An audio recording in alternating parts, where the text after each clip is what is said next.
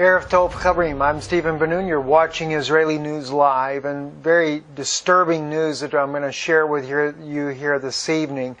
The Russian news that you're seeing right here at 3mv.ru, picture there of Defense Minister Sergei Shoigu, who is stating in this particular Russian article here that Russia is having to respond to NATO's buildup. They speak here in the article here that NATO is actually putting in permanent infrastructure for military buildup in all around Russia's western border there. Of course, that being Latvia, Estonia, Lithuania, Poland, etc., and of course around Belarus's borders as well. Russia states here in this article here that they would build up another 30,000 men on their own border as a way to deal with the buildup of NATO forces that are being put on their own borders there. But it gets a little bit more concerning here, especially as we begin to look at this video right here. And let me share with you, I'll read to you the subtitles as they come up here. And this is, again, Defense Minister Sergei Shoigu, who's going to be speaking in this particular thing. He says, "We're especially surprised by the position of the certain countries which, under the pressure of the U.S. and NATO, publicly stated that they would deny our warships access to their ports." By the way, this was something that Russia has always had access to. Spain, for example, being one of those ports there where they've always had access to, and also because Russia has been working or is trying to get Washington to work with them to fight terrorism inside of Syria. But it was obvious that that's not the U.S.'s nor NATO's agenda in Syria to begin with. He goes on to say, "This did not affect the schedule of their traffic along the planned route as they were provided." Speaking about his ships, by the way. He said, "with all the necessary resources as well as the Russian groups at the Himyim and Tartus bases, where about 2,000 tons of cargo are delivered every day. What is more important is how our understand their contribution to the fight against international terrorism in Syria. It is time for Western colleagues to decide who they are really combating, terrorists or Russia." That, friends, was very, very concerning to me to actually see that particular report, but it only gets worse. This is one that just came out today on Rupply. Again, pardon me just for a moment here. The Defense Minister Sergei Shoigu will be speaking in just a moment. It says these brand in 2017 on the territory of Belarus planned a joint strategic military exercises forces, Russia and Belarus West 2017. This is the main event. Joint training bodies, military administrations and troops in the coming year and ensure further improvement. Operating system software, security of the Union State. We will contact military departments on street legal and regulatory implementation. Sure that. The high level of bilateral actions and coordinated position in the main global issues and regional activities to successfully address the issues, strengthening defense capabilities of the Union States. This approach is most relevant now, when international mechanisms designed to tackle crisis situations stalled. Tensions closer to our borders. On the western borders of the Union, U.S. and other NATO members are actively to increase its offensive potential. I want you to notice that. Their offensive potential. That's NATO he's speaking about. Opening new military bases, developing infrastructure, and stop trying to impose their will on other countries by means of economic and political diktat or sanctions or dictate and military forces. It is open information war.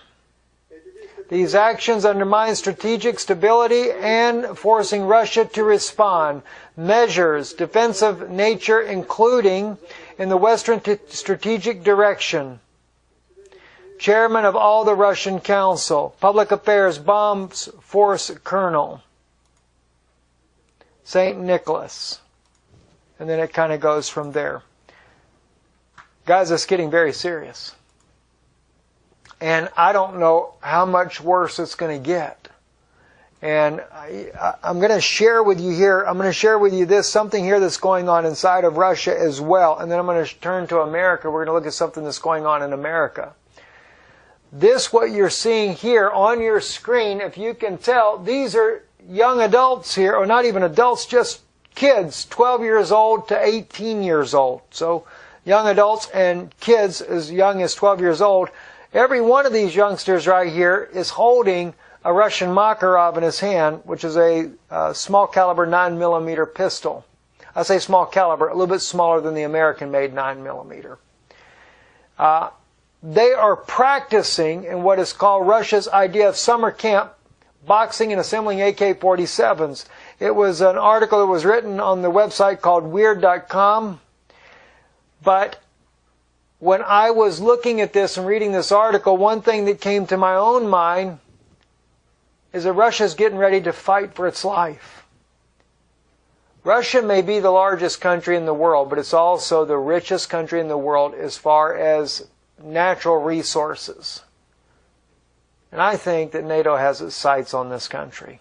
It says Russia's idea of a summer camp, boxing and assembling AK-47s. Who doesn't look back fondly in lazy days spent riding horses, playing tug-of-war, hiking through the woods, fields, hiking through the woods.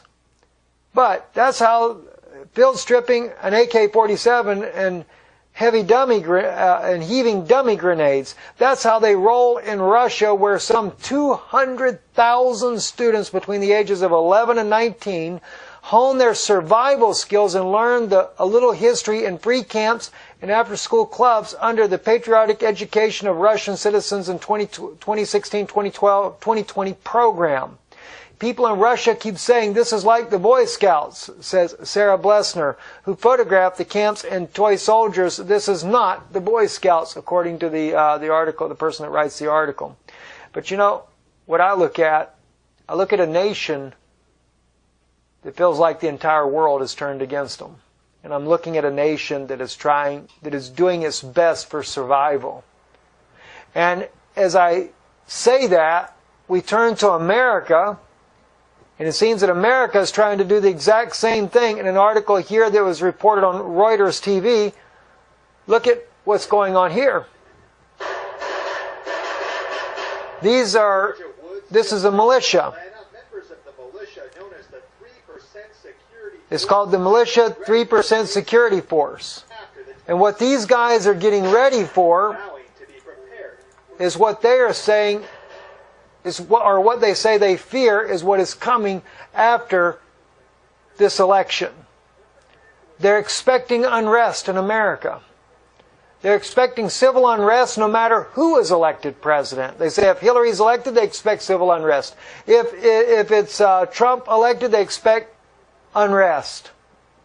Now, the founder of the group, which is the guy on your screen now, he said he's not interested in going about violence. He said, in fact, if Trump loses, he said all they want to do is be able to protect their right to bear arms because they feel like Hillary will try to take that away, and they want to be able to protect those that want to peacefully protest against her being nominated president if they do a march on Washington.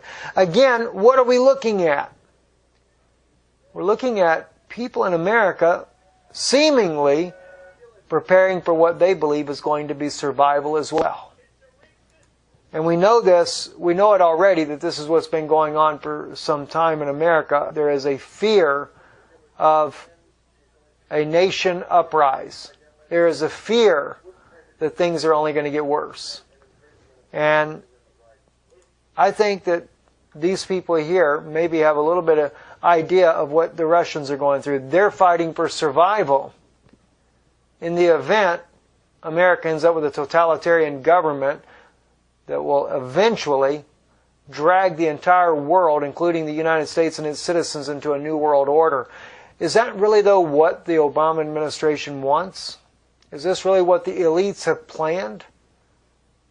They want chaos in order to bring about martial law in America. Maybe this is why they have been preparing, and you've been seeing all these military vehicles that have been moving back and forth inside the United States. They know something's coming, and they're concerned as well. But the problem is, I don't think it's so much that the militias would uprise, but someone, especially after we saw the leaked information on the DNC and how that they were intentionally creating unrest at the Trump rallies. Does that mean maybe someone on this elite group here is going to intentionally create havoc in the nation to get a civil war going in America? I don't know. I'm merely bringing you suggestions to think about, because I don't know what they're intending to do. But one thing's for sure, it looks like Russia, there's no question about what they are doing. Russia's getting ready to fight for survival. And I don't think Russia is there to do a preemptive strike on Europe or the United States, either one. In fact, I think what Russia is trying to do is hold off to see what's going to happen with this whole situation inside of the United States, especially with the election coming up.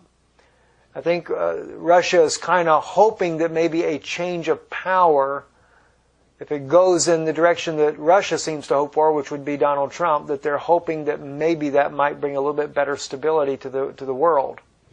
I don't know, though. I just don't know.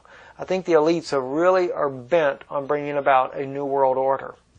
And this is why a war against Russia is inevitable for them as well. They want to bring Russia down so that they can make all the world a one world global community. That's what they're trying to do. At least that's the way I see it as I'm watching the things that are unfolding here. And I see Russia preparing as well for the fight of its own life. It's troubling. It is very troubling as we watch the days we're living in and we watch these things unfold and wonder what will happen next. And then, of course, also Russia's 8 ships are now cruising through the Mediterranean. Last I saw, they were just south of Italy. They've been doing also practices in the Mediterranean as well. No nation has been willing to allow them to refuel. You ever talk about the mark of the beast? Doesn't that remind you of the mark of the beast? You can't buy or sell saving you take the mark, the name, or the number of his name, whatever the case may be. That's what sanctions are all about. We're at a wait-and-see game. You know, by the way, NATO already has. People are so worried about Russia coming down as Gog of Magog. Russia's not Gog. NATO is your Gog. There's your many different armaments. There's your Gog. And I'm going to bring that out. People have been asking me about it. I've not forgot about it. I will get it out very soon. And let me say this, though. Before Russia sent this major fleet down there, do you not realize that NATO already has 12 ships off the coast of Syria in the Mediterranean? Between Egypt and Syria, right there off their coast there, they already had 12 ships. Russia only had 4. So I think Russia just tried to level the playing field by sending 8 more of their own ships there. Now it's 12 to 12. Again, don't forget the scripture I told you about. I believe it's in the book of Daniel.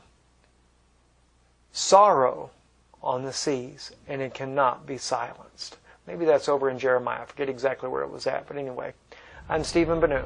You're watching Israeli News Live.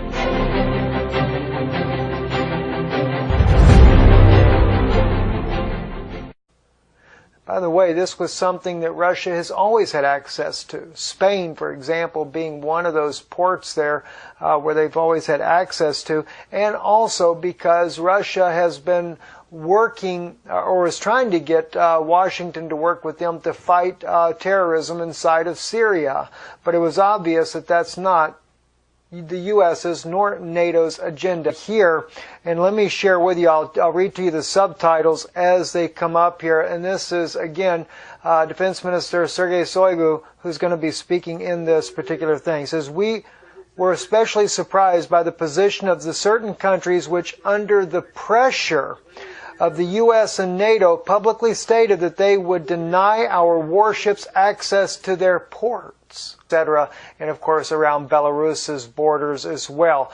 Russia states here in this article here that they would build up another 30,000 men on their own border as a way to deal with the buildup of NATO forces that are being put on their own borders there. But it gets a little bit more concerning here, especially as we begin to look at this video right.